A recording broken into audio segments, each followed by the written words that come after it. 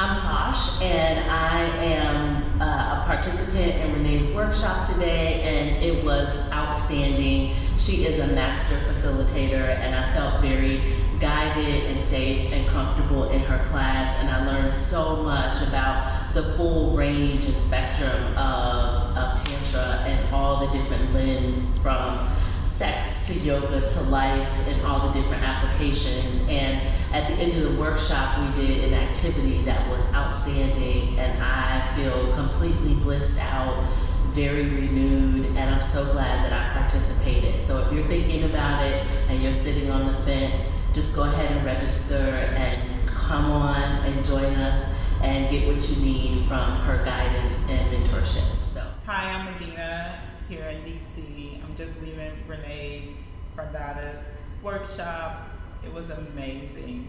I didn't really have too many expectations when I came in, meaning I didn't know what to expect. I was just happy to be here, and then also to experience it. So I came in with no preconceived notions or anything like that, and I'm leaving light.